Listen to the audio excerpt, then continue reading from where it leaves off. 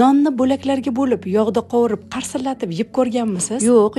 Hech qanday yog'da o'ziga shimib olmaydi. Alohida kartoshka va go'sht bilan birga qovurib yesangiz bormi? Bay, mazasi og'zingizda qoladi. Yog'siz lahm mol go'shtini bo'laklarga bo'lib, yuvib, qo'yib qaqilib to'g'rab olamiz. Go'shtni marinovkasiga e'tibor bering, o'zgacha tayyorlanadi. To'g'ralgan go'shtni ustiga soya, bitta tuxum va kraxmalni solasiz. Tabga ko'ra tuz solib, yaxshilab aralashtirib olamiz. Bunaqa mazali tayyorlangan go'shtni faqat restoranlarda emas, endi uyingizda tayyorlab yesangiz ham bo'ladi. Kartoshkani yuvib, tozalab olamiz. Nonni ham to'g'rab, maydalab olamiz. Qizib turgan yog'da kartoshkalarni tillarang qilib qovurib olamiz. Pishgan kartoshkalarni alohida idishga olamizda, ustiga xona haroratida yumshab turgan sariyog', ko'kat va chesnok solib, tuz bilan aralashtirib olamiz. Qizib turgan yog'ga to'g'ralgan nonlarni solib, har ikki tarafini tillarang qilib, qarsillatib qovurib olamiz. Nonlarni alohida idishga olamizda, qolgan yog'ida go'shtni qovurishni boshlaymiz. O'rtadan balandroq olovda 3-5 daqiqada yuvib qo'yib qaqilib to'g'ralgan go'shtlarimiz juda ham mazali bo'lib pishadi. Taom tayyor bo'ldi. Siz ham albatta tayyorlab ko'ring. Ishtahangiz ochilsa, Robiyangizniki mehmonga keling. Bu taom